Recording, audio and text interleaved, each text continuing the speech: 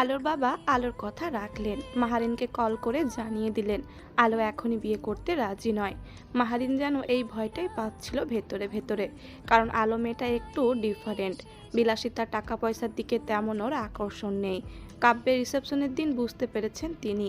মেয়েটাকে সেদিন ঘরের ভেতরে রেখে যাচাই করেছেন।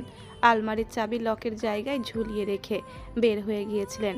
আলমারিতে প্রায় 15 ভরির মতো স্বর্ণ অলংকার ছিল। ক্যাশ ছিল 5 লক্ষ টাকা। মেয়েটা এতটাই নিজেকে সবকিছু থেকে গুটিয়ে রেখেছিল যে খাটের যেই জায়গায় বসেছিল সেই জায়গাটা অবধি একটু কুঁচকাতে দেয়নি। ঘটনার 2 দিন পেরিয়ে গেছে।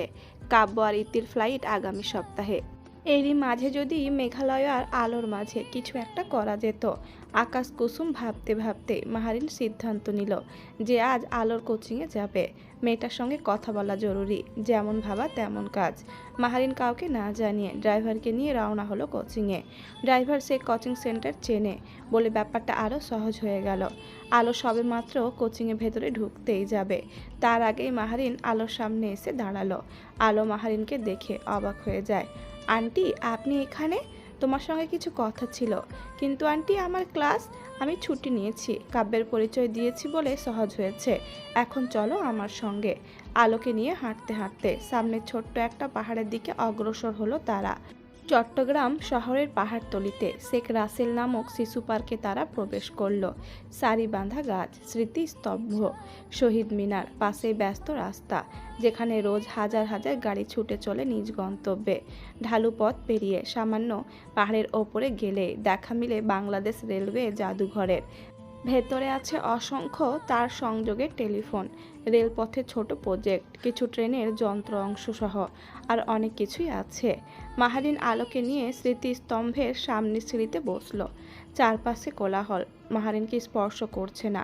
আলোর মাথায় হাত রেখে আদুরে সুরে মাহারিন জিজ্ঞেস করলো, আমার মেঘালয় কি দেখতে খারাপ নাকি যোগ্যতা কম? ওকে রিজেক্ট করার কারণ কি আলো? ওনার সঙ্গে দাঁড়াবার যোগ্যতা আমার নেই আন্টি।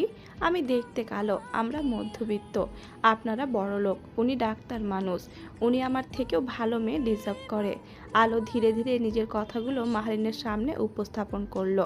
মাহারিন সবটা শুনে দীর্ঘ শ্বাস ছাড়ল। তারপর আলোর থেকে দৃষ্টি সরিয়ে রাস্তায় ছুটে চলা চলন্ত গাড়ির দিকে তাকিয়ে বলল, কিন্তু আমি তো চাই তুমি আমার মেঘালয়ের বউ হবে। বাহ্যিক যোগ্যতা দিয়ে মানুষ কেমন হয় বিচার করতে পারি না আমি। আলো বিস্মিত হয়ে গেল। মাহারিনের দিকে বেশ কিছুক্ষণ তাকিয়ে রইল আলো। মনে মনে ছক আঁকতে শুরু করলো। মাহারিনকে কোনোভাবে ফিরিয়ে দেওয়া সম্ভব নয়, কারণ তিনি আলোকে হয়তো অধিক পছন্দ করে ফেলেছেন। আলো নিজের কমতির কথা কেন জানি মাহারিনকে বলতে ইচ্ছে করছে না। কে বা চায় নিজের কমতির সম্পর্কে বলতে? কে চাইবে তাকে কেউ করুণার চোখে দেখুক? তাছাড়া মাহারিনকে সে মায়ের স্থানে বসিয়েছে। মেঘালয়কে সে বিয়ে না করুক, কিন্তু মাহারিনের সঙ্গে সুসম্পর্ক রাখতে চায়। আন্টি, আপনি একবার ওনাকে এখানে আসতে বলবেন, ওনার সঙ্গে আমি কথা বলবো। যদি ওনার সঙ্গে কথা বলার পর আমি হয়তো সিদ্ধান্ত সঠিক নিতে পারবো। আলোর কথা শুনে মাহারিনের ঠোঁটের কোণে মুচকি হাসি ফুটে উঠল। উনিটা কে? আমার মেঘালয়। মাহারিনের কথায় এবার আলো কেন জানি লজ্জা পাচ্ছে। সামান্য একটা শব্দকে ঘিরে কেউ মজা করতে পারে? সন্ধ্যা ঘনিয়ে আসছে। আলোর এবার দুশ্চিন্তা হচ্ছে, কারণ তার বাসায় ফিরে যাবার সময় হয়ে গেছে। বাসায় ফিরে যাবার সময় এদিক সেদিক হলে সিতারা বেগম তো চেঁচামেচি করবেই, তার বাবাও চিন্তা করবে। এদিকে মাহারিন আর আলো আধ ঘন্টা ধরে অপেক্ষা করছে মেঘালয়ের জন্য। মাহারিন মেঘালয়কে এখানে আসতে বলেছে আর্জেন্ট। অবশেষে অপেক্ষার অবসান ঘটিয়ে মেঘালয় এসে পৌঁছেছে সেখানে। মাহারিনের মোবাইলে সে কল দিয়ে জিজ্ঞেস করলো কোথায় আছে ওরা। মাহারিন স্থানের নাম বলার 5 মিনিট পর মেঘালয় সেখানে উপস্থিত হলো। মাহারিনের পাশে আলোকে দেখে মেঘালয় থমকে যায়। ভেবেছিল আলোর সঙ্গে তার মায়ের পাতানো সম্পর্ক শেষ, কিন্তু এখনও সম্পর্ক টিকে আছে। এদিকে আলোর লজ্জা লাগছে। সেদিনকার ঘটনার পর থেকে মেঘালয়ের দিকে তাকানোর সাহসটুকু হারিয়ে গেছে। আমি ওদিকটাই আছি, তুই আলোর সঙ্গে কথা বল। মেঘালয়কে কিছু বলার সুযোগ না দিয়ে মাহারিন চলে গেল। মেঘালয় বোকার মতো তাকিয়ে রইল কিছুক্ষণ। কি কথা বলবে? আলো সেদিন না জানিয়েছে, মেঘালয় মেনে নিয়েছে, কারণ বিয়ে শাদির ব্যাপারে জোর জবরদস্তি ব্যাপারটা চলে না। আলোর সিদ্ধান্তকে সে পূর্ণ সম্মান জানিয়েছে, কিন্তু তার মাঝে এই সিদ্ধান্ত মেনে নিতে পারেনি। আজই বুঝতে পারল মেঘালয় দীর্ঘ শ্বাস ছাড়ল, তারপর আলোর থেকে ঠিক 2 হাত দূরে বসে পড়ল। আলো খানিকটা সরে বসল। মেঘালয় এবার স্মৃতিস্তম্ভের লাল টাইলসের মেঝেতে দৃষ্টি রেখে বলল, আপনি যদি সেদিন হ্যাঁ বলতেন তাহলে আমার অনুমান ভুল প্রমাণিত হতো। অবশ্য না করেছেন শুনেও খানিকটা অবাক হয়েছি। অবাক হননি? আপনার ইগোতে লেগেছে বোধহয়। কথাটি কটাক্ষে সুরে বলল আলো, কারণ সে এখনও মেঘালয়ের সঙ্গে মোটেও স্বাভাবিকভাবে কথা বলবে না। মেঘালয়ের তার প্রতি বিরক্তি জন্মালে চলবে, কারণ ছেলের মা হাজারবার চেষ্টা করুক, কিন্তু ছেলে রাজি না হলে বিয়ে হবে কি করে? নিজের বুদ্ধির কথা ভেবে আলো যেন ভেতরে ভেতরে স্বস্তি পাচ্ছে। মেঘালয় আলোর কথা শুনে অবাক হলো। আলো টের পেল কিভাবে? আসলেই তার ইগোতে লেগেছে। যদিও সে জানতো আলো তাকে রিজেক্ট করবে, কিন্তু রিজেক্ট করেছে শোনার পর মেঘালয়ের অস্বস্তি হয়, কারণ মেঘালয়কে রিজেক্ট করার কোনো কারণ নেই। মেঘালয়ের মতো ছেলেদের মেয়ের বাবা মায়েরা খুঁজছে। মেয়েটা যে শক্ত ধাঁচের আরও একবার সে টের পেল। আমি মাহারিন আন্টিকে সম্মান করি ডাক্তার সাহেব, উনি আমার কাছে ছুটে এলেন আজ, কিন্তু ওনাকে খালি হাতে ফিরিয়ে দিতে আমার খারাপ লাগছে। কিন্তু আমিও যে অপারগ হয়ে এই সিদ্ধান্ত নিতে বাধ্য হয়েছি। আমার মতো মেয়ে আপনার যোগ্য কখনোই হতে পারে না। আপনি আপনার মতো কাউকে ডিজার্ভ করেন। আলো অদূরে পশ্চিমের আকাশে ঢলে পড়া অস্তমিত সূর্যটার দিকে তাকিয়ে কথাগুলো বলল। মেঘালয় মাথা নিচু করে সব শুনল, তারপর মাথা তুলে আলোর দিকে তাকিয়ে বলল, আপনি যে এই ফ্যাক্টগুলো বলেছেন সেগুলো আমিও জানি, কিন্তু এই পৃথিবীতে সব জায়গায় ফ্যাক্টের ওপর নির্ভর করে সিদ্ধান্ত নেওয়া যায় না। মেঘালয়ের কথা শুনে আলো দ্বিধাগ্রস্ত হয়ে যায়। মেঘালয়ের কাছ থেকে এমন উত্তর সে আশা করেনি। ভেবেছে মানুষটা তার কথাই সাই দেবে।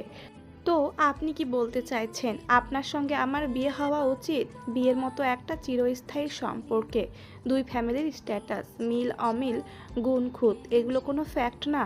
আপনি বলতে চাইছেন? অবশ্যই ফ্যাক্ট আছে, কিন্তু এই ফ্যাক্ট নির্ভর করছে মেনে নেওয়া কিংবা মেনে না নেওয়াতে।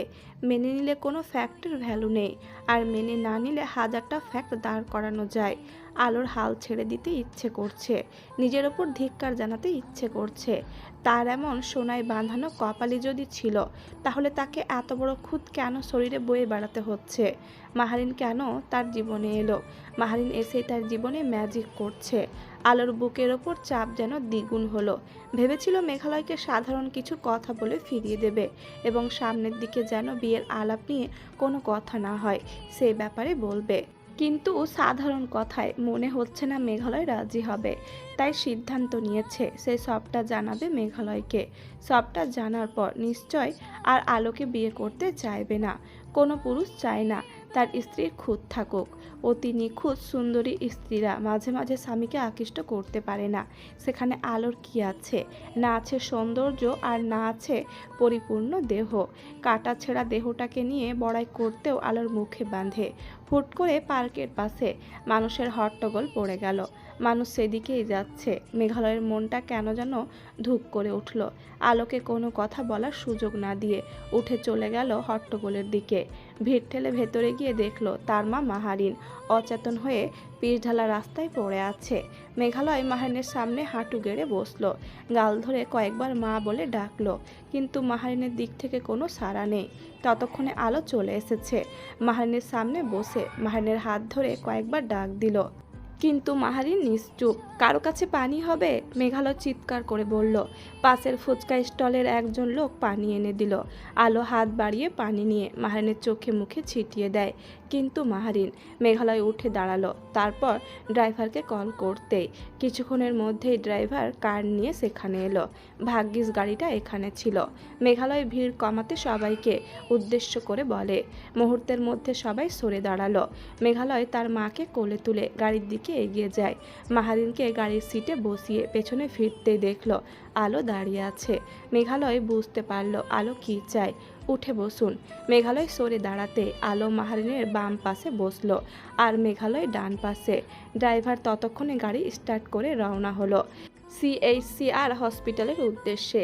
মেঘালয় ইতিমধ্যে কাব্য এবং মাসফিকে কল করে জানিয়ে দিল, এবং এটাও বলল যেন মাহারিনের রিপোর্টগুলো নিয়ে অতি দ্রুত হসপিটালে চলে আসে। আলো সব শুনছে, কিন্তু বোধগম্য হচ্ছে না আসলে মাহারিনের কি হয়েছে। মাহরিন কি আগে থেকে অসুস্থ? সেদিনও মানুষটা হুট করে অসুস্থ হয়ে পড়াতে আলোর সঙ্গে তার দেখা হলো। মাহরিনের হাত ধরা অবস্থায় কথাগুলো ভাবছিল আলো। ঠিক সেই সময় মেঘালয়ের কথা শুনে আলো মাথা উঁচু করে তাকালো। আপনার বাবাকে কল করে বলে দিন, নয়তো দুশ্চিন্তা করবে। মেঘালয় মোবাইল বাড়িয়ে রেখেছে আলোর দিকে। আলো দেখলো খুব চমৎকার একটা মোবাইল ফোন, কিন্তু এই মোবাইল কিভাবে ইউজ করতে হয় সে তো জানে না। আমি তো এই মোবাইল ইউজ করে অভ্যস্ত নয়। আমি বাবার নাম্বারটা বলছি, আপনি ডায়াল করে দিন। মেঘালয়ের তখন অবাক হওয়ার কথা, কিন্তু ওকে কোনো সেন্স যেন কাবু করতে পারল না। মায়ের জন্য করা দুশ্চিন্তা তাকে আর অন্য কিছুতে মনোযোগী করতে পারল না। আলো নাম্বার বলল। মেঘালয় সেই নাম্বারে কল ডায়াল করে আলোর দিকে বাড়িয়ে দিল। আলো মোবাইল হাতে নিয়ে কানে ধরল।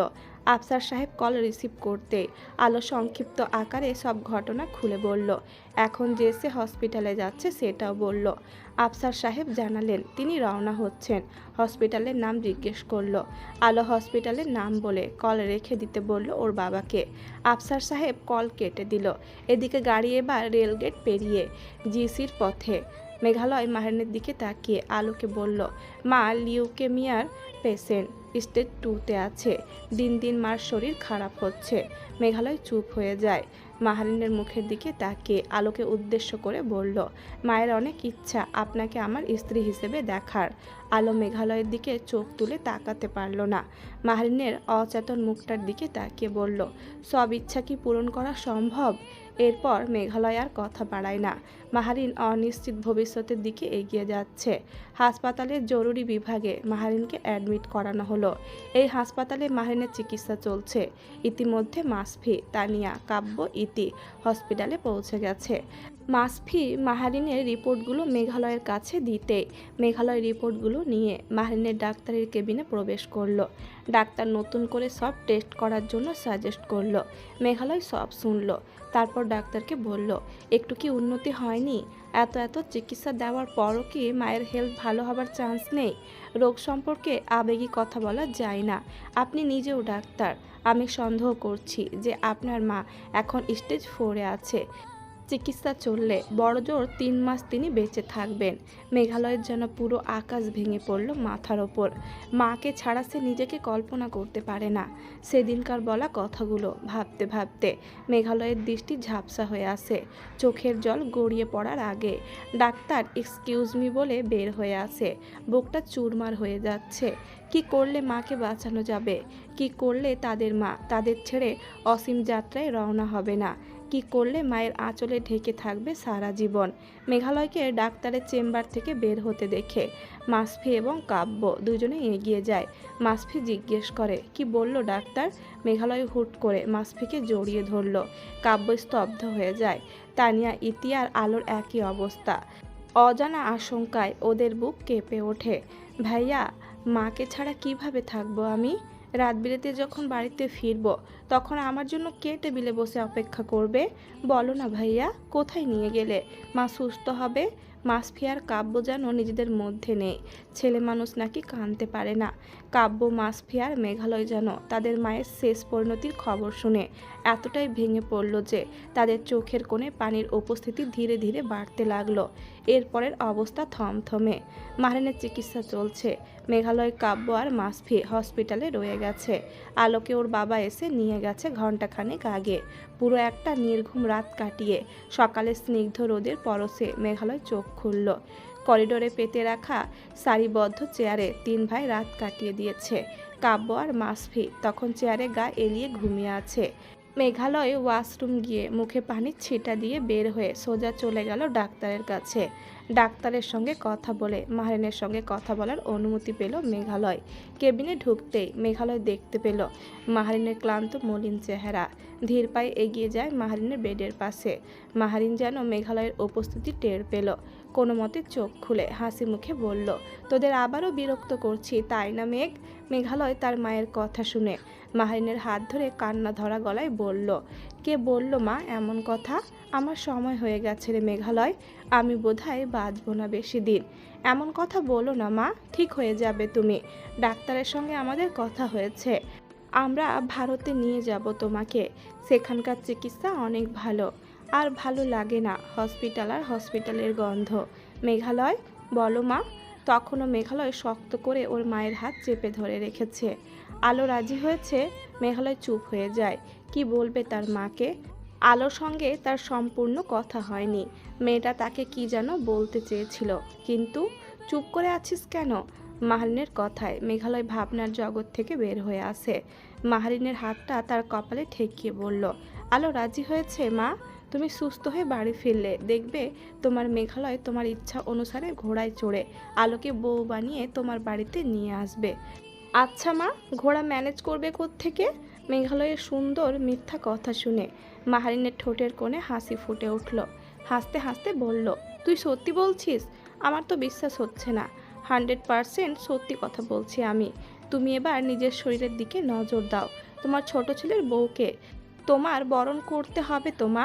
মাহারিনের ঠোঁটের কোণ থেকে যেন হাসি সরছে না। মেঘালয় জানে না সে কেন মিথ্যার আশ্রয় নিয়েছে, তবে এতটুকু বুঝতে পারল আলোকে তার যে করেই হোক বিয়ের জন্য রাজি করাতে হবে।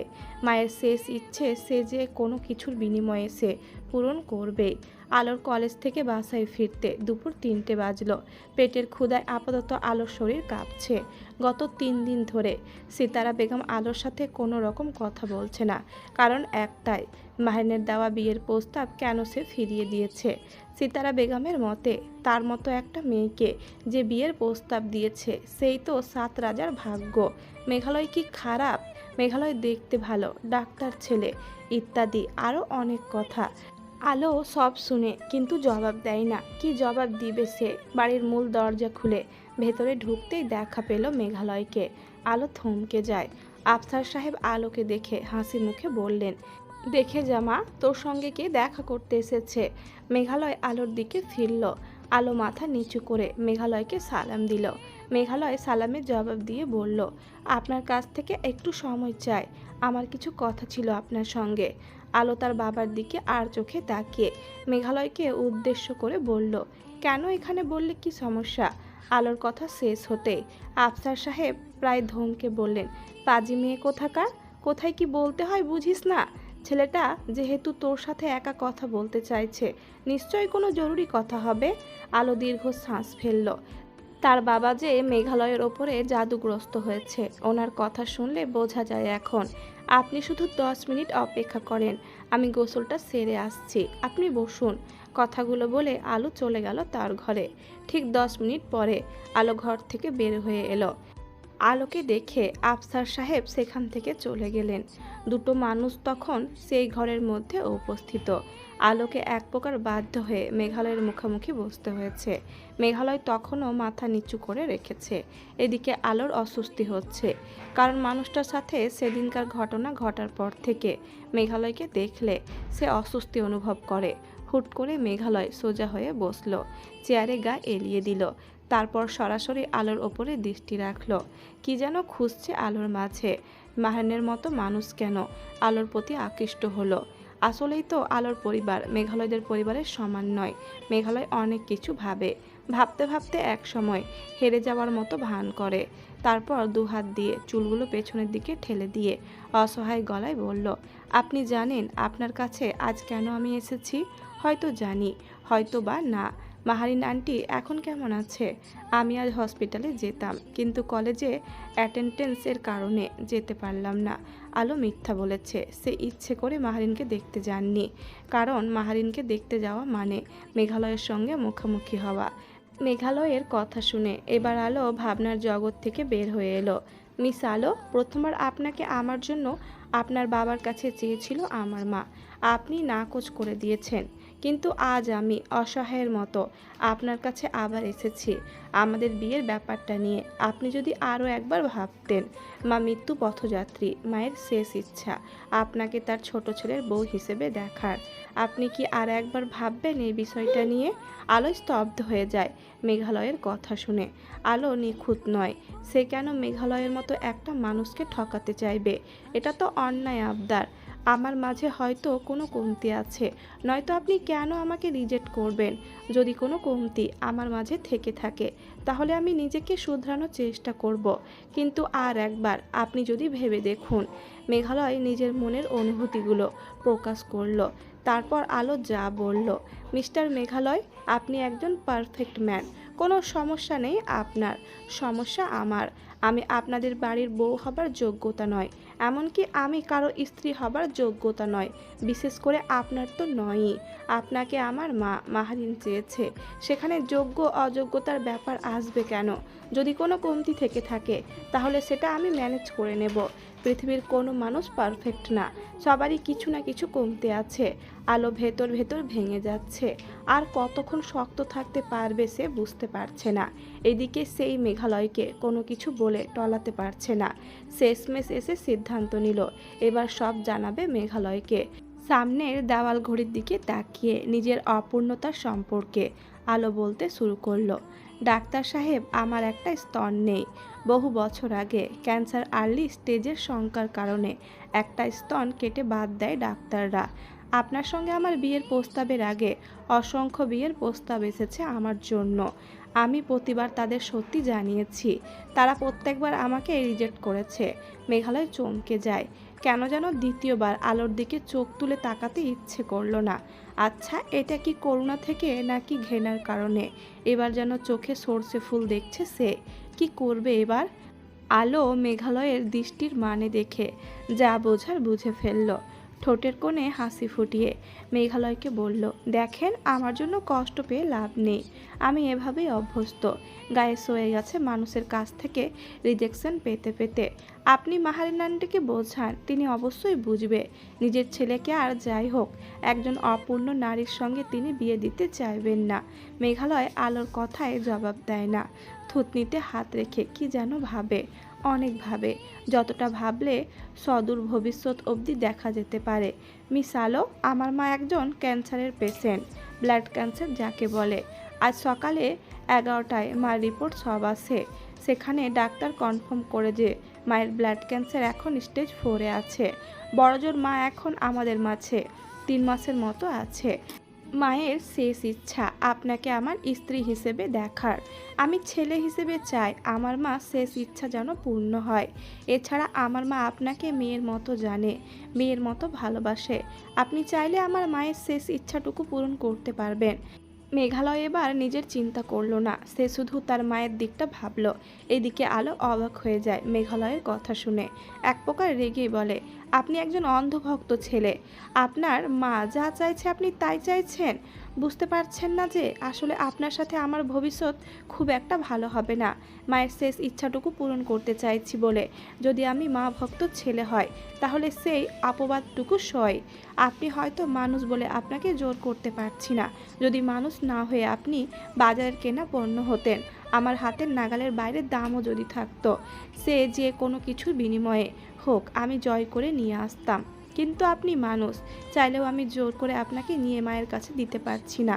তাকে বলতে পারছি না যে মা দেখো, তোমার মেঘালয় তোমার পছন্দ করা মেয়েকে বউ বানিয়ে নিয়ে এসেছে। আলো যেন কথার ভাষা হারিয়ে ফেলে মেঘালয়ের কথা শুনে। আলো এবার নিজেকে নিষ্ঠুর ভাবতে শুরু করলো। মাহারিনের প্রতি সহৃদয় হতে গেলে যে মেঘালয়ের প্রতি অন্যায় করা হবে ভেবেই আলো বারবার পিছিয়ে গেছে। মেঘালয় উঠে দাঁড়ালো, তারপর অস্থির চিত্তে পায়চারি করতে করতে আলোকে উদ্দেশ্য করে বলল, আলো, আরও একবার ভেবে দেখুন। আমি আমার মাকে কষ্ট দিতে চাই না। মাকে ছাড়া আমার কেউ নেই। পৃথিবী থেকে কেউ একবার বিদায় নিলে বারবার ফিরে আসে না। আমি চাই না আমার মা অপূর্ণ কোনো ইচ্ছা পূরণের কষ্ট নিয়ে পৃথিবী থেকে বিদায় নেবে। আপনি নিজেকে ঠকাতে চাইছেন। আলো হাল ছেড়ে দেওয়ার মতো ভঙ্গিতে জবাব দেয়। মেঘালয় এবার আত্মবিশ্বাসী কণ্ঠে বলল, সেটা আমার ব্যাপার। আপনি আমাকে বিয়ে করতে রাজি কিনা সেটা বলেন। আপনি যদি আমাকে এভাবে মেনে নিতে পারেন তাহলে আমি রাজি। কারণ আমি মাহরিন আন্টির মেয়ে হতে চেয়েছিলাম, তার আত্মার আত্মীয় হতে চেয়েছিলাম। আলোর কথা শুনে এবার যেন স্বস্তি পেল মেঘালয়। ঠোঁটের কোণে হাসি ফুটে উঠল তার, মাথা থেকে যেন দুশ্চিন্তার ভার কমে গেল। কিন্তু কখনো যদি মনে হয় আপনি আমার প্রতি অবহেলা করছেন, আপনি আমাকে পছন্দ করছেন না, তাহলে আমি আপনার সঙ্গে সংসার করব না। আপনার পথ আর আমার পথ আলাদা হয়ে যাবে। আলোর কথাগুলো শুনে মেঘালয় কিছু একটা ভাবে। তারপর আলোর চোখের দিকে তাকিয়ে বলল, একজন স্বামী তার স্ত্রীর প্রতি যতটা লয়াল থাকে ঠিক ততটা লয়াল থাকবো। কখনো আমি যদি আপনাকে কষ্ট দিয়ে ফেলি তাহলে আমি চাইবো আপনি যেন আমাকে মাফ করে দেন। আপনি যেহেতু স্টুডেন্ট, আপনার লেখাপড়ার খরচ আমার। আপনি শুধু লেখাপড়া করবেন এবং আমার মায়ের যত্ন নেবেন। মা যতদিন বেঁচে আছেন আমার জন্য আপনার দায়িত্ব পালন করার প্রয়োজন নেই। যেদিন আপনার মনে হবে আমার দায়িত্বটুকু আপনি নিতে পারবেন ঠিক সেই দিন আপনি আমার দায়িত্ব নেবেন। আমি আপনাকে কোনো প্রকার জোর করব না, কারণ আমি জানি আপনার ইচ্ছা নেই আমাকে বিয়ে করার। একজন মৃত পথযাত্রীর শেষ ইচ্ছা পূরণ করতে আপনি আমাকে সাহায্য করছেন। ব্যাস এতটুকুই ছিল মেঘালয় আর আলোর কথোপকথন। মেঘালয় চলে যায় আমাদের বাড়ি থেকে। মেঘালয় চলে যাওয়ার পর আফসার সাহেব আলোর কাছ থেকে জানতে চায় কী ব্যাপারে মেঘালয় তার সঙ্গে কথা বলতে এসেছে। তখন আলো সবটা জানায় যে বিয়ের ব্যাপারে কথা বলতে এসেছিল এবং আলো রাজি হয়েছে বিয়ে করতে। সবটা শোনার পর আফসার সাহেব ভীষণ খুশি হলেন। সিতারা বেগমকে জানালেন। সিতারা বেগম খুব খুশি হলেন, এতটাই খুশি হলেন যে জীবনে প্রথমবারের মতো আলোকে তিনি বুকে জড়িয়ে ধরলেন। এত আনন্দের মাঝেও আলোর কোনো আনন্দ নেই। আলো সেদিন ঘুমাতে পারেনি সারা রাত। অজানা আশঙ্কায় সে বারবার কুঁকড়ে যাচ্ছিল। হসপিটাল থেকে মাহারিন রিলিজ পেল 3 দিন পর। হসপিটাল থেকে ফিরে তিনি মেঘালয় আর আলোর বিয়ের অনুষ্ঠানের তোড়জোড় শুরু করলেন। কাব্য এবং ইতি সিদ্ধান্ত নিয়েছে যে তারা আরও 15 দিন পরে পোল্যান্ডে যাবে। মাসফি আর তানিয়া রয়ে গেছে। মেঘালয় সে আগের মতোই আছে। হসপিটালে যাচ্ছে, বাড়িতে ফিরছে, সব আগের মতোই আছে। মাহরিন আগের থেকেও বেশি অসুস্থ, তবুও যেন মনের জোর থেকে সে কিছুটা সুস্থতা অনুভব করছে। আত্মীয় স্বজন সবাইকে কার্ড বিলি করে দাওয়াত দেওয়া হয়ে গেছে। ইতিমধ্যে সব নিকট আত্মীয় বাড়িতে আসা শুরু করেছে, কারণ বিয়ে 2 দিন পরে। আজ সবাই মিলে মার্কেটে যাবে বিয়ের কেনাকাটা করার জন্য। মেঘালয় জানিয়েছে সে যেতে পারবে না, কারণ আজ স্বাস্থ্যমন্ত্রী হসপিটালে আসবে, সেখানে উপস্থিত থাকতে হবে বাধ্যতামূলকভাবে। মাহরিন কিছু বলল না, কিন্তু মাসফি এবং কাব্য কিছুটা আন্দাজ করতে পেরেছে। আলোর জন্য শাড়ি পাঠিয়ে দিয়েছেন মাহরিন। আলোকে নিয়ে গাড়ি ফিরে এলো 1 ঘন্টা পর। এবার সেই গাড়িতে করে মাসফি, আলো এবং তানিয়া রওনা হলো। কাব্য এবং ইতি কাব্যের বাইক নিয়ে রওনা হলো। এত মানুষের মাঝে হুট করে মনের অজান্তে আলো যেন মেঘালয়ের উপস্থিতি খুঁজে বেড়াচ্ছিল। কিন্তু কেন? বিয়ে এখনও হয়নি তাদের, অথচ মানুষটার অনুপস্থিতি যেন তার মাঝে পরিবর্তন এনেছে। পরক্ষণে আলোর মন খারাপ হয়ে যায়। মেঘালয় তো আর নিজ ইচ্ছে থেকে আলোকে বিয়ে করছে না, সে বিয়ে করছে তার মার পছন্দকে। প্রচুর কেনাকাটা হলো আলোর জন্য, কিন্তু আলোর মন খারাপ হয়ে রইল। অথচ সে জানতো এমন কিছু হবে, কারণ তারা দুজন 2 মেরুর মানুষ। তারা একে অপরকে পছন্দ করে তো আর বিয়ে করছে না। দুজন দুজনকে বিয়ে করছে শুধুমাত্র মাহিনের শেষ ইচ্ছা পূরণ করার জন্য। তো সেখানে বাদ বাকি অন্য কোনো কিছুর এক্সপেকটেশন রাখাটাই তো বোকামি। আলো যেন নিজের কাণ্ডে নিজেই লজ্জা পেল। নিজেকে সংশোধন করার জন্য নিজেকে বকা দিল মনে মনে। কেনাকাটা শেষ করার পর সবাই যখন বাড়িতে ফিরে আসে, সিদ্ধান্ত নিল, ঠিক তখনই মেঘালয় সেখানে উপস্থিত হলো। আলোর পাশে দাঁড়িয়ে বলল, কেনাকাটা শেষ? হুট করে মেঘালয় তার পাশে এসে দাঁড়ানোর মুহূর্তটুকু যেন আলোকে থমকে দাঁড় করালো। তার মতো একজন কালো মানুষের পাশে মেঘালয়ের মতো একজন পুরুষকে দেখতে যেন চাঁদের পাশে কালো মেঘের মতো মনে হচ্ছিল।